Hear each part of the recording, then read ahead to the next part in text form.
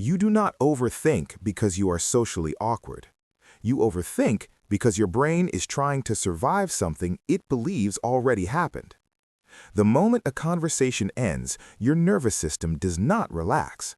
It scans, it replays, it searches for micro-errors. That laugh you gave, that pause before you answered, the slight change in their tone. You call it reflection. Your brain calls it threat analysis, and the two are not the same. Most people believe overthinking after conversations means they lack confidence. That is inaccurate. What you are experiencing is post-event processing, a cognitive loop strongly associated with social threat detection. Your threat detection system is not looking for physical danger. It is scanning for relational rejection. And to your brain, rejection feels like survival risk. This is where it gets interesting. Your mind is not replaying the conversation to embarrass you. It is replaying it to regain control. Humans are wired for social belonging. Research in social neuroscience shows that the brain processes social exclusion using many of the same neural pathways as physical pain. When you perceive even a small risk that you said something wrong, your nervous system treats it as a wound. So it reopens the memory and tries to correct it retroactively, even though it cannot.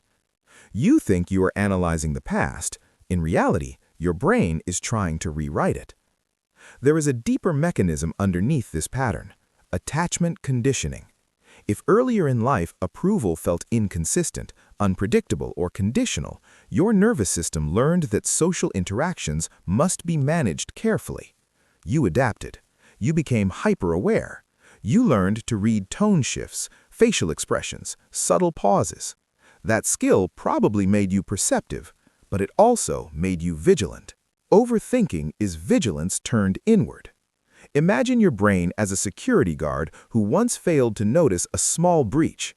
Now it reviews every camera feed twice. That is what happens after a conversation. The security guard replays the footage, searching for the moment where you might have lost approval. It doesn't matter if nothing actually went wrong. The system is built to detect potential loss, not to confirm safety. And here's the part that challenges your self-perception. You believe you overthink because you care too much about what people think. That sounds humble, but underneath that statement is something sharper. You are not just caring about their opinion. You are trying to manage their perception of you. You want to ensure you are seen correctly, competent, interesting, kind, not awkward, not annoying, not too much. That is identity preservation. Every conversation is a stage where your sense of self feels slightly exposed. When it ends, your mind audits the performance. Did I maintain the version of myself I want them to hold? If there is any ambiguity, the loop begins. Cognitive bias plays a role here as well. The negativity bias makes your brain prioritize small perceived mistakes over neutral or positive signals.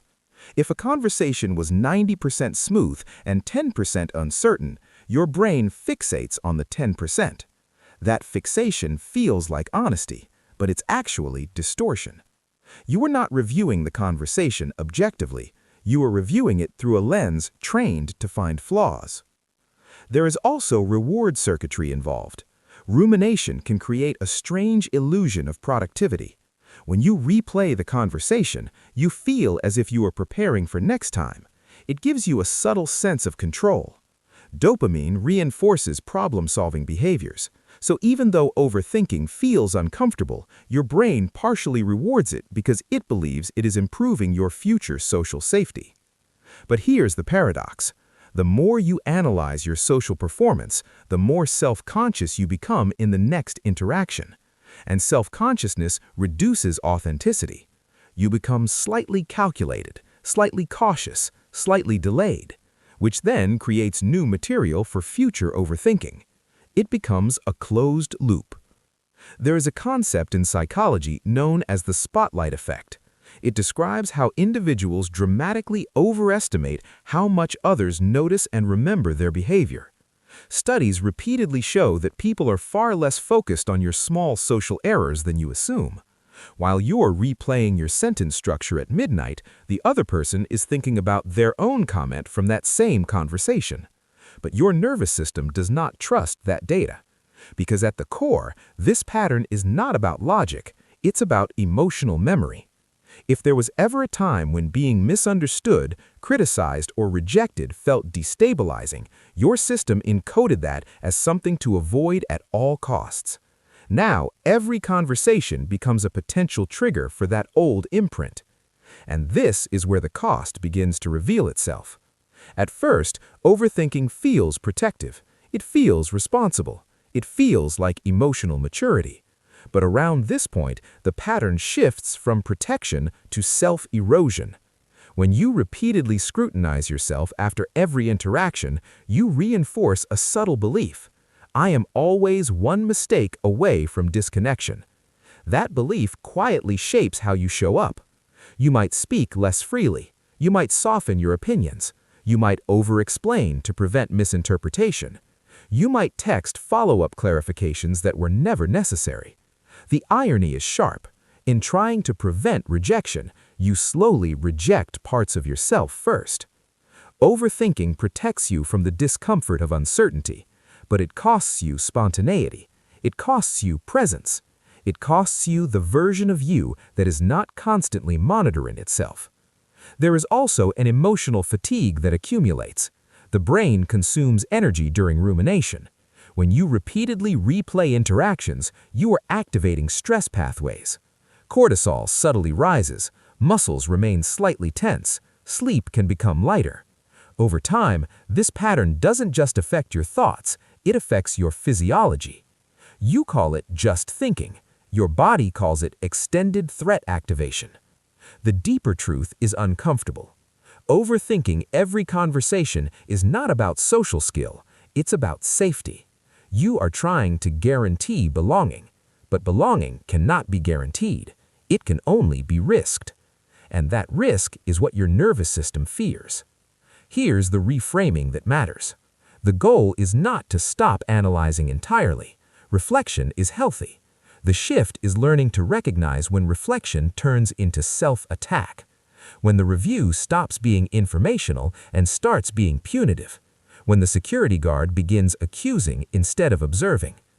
Awareness interrupts the loop. The next time your mind begins replaying a conversation, notice the intention underneath it. Ask yourself what it is trying to protect, not what you did wrong, not how you sounded, but what threat your system believes exists. That question moves you from self-criticism to self-understanding. You are not broken for doing this. You adapted. You learned to monitor social environments carefully. That skill likely protected you at some point, but not every protective pattern is meant to be permanent. Sometimes the bravest shift is allowing a conversation to end without reopening it, allowing ambiguity to exist, allowing the other person to interpret you however they will. Because the truth is, your identity is more stable than a single sentence. Your worth is not recalculated after every interaction. And most people are far too consumed with their own internal replays to be scoring yours. You do not overthink because you are flawed. You overthink because you learned that connection required precision. The growth now is realizing that connection actually requires tolerance for imperfection. If this felt uncomfortably accurate, that's not coincidence. It means you recognize the pattern as your own, and recognition is the first moment the loop weakens. Pay attention to that moment.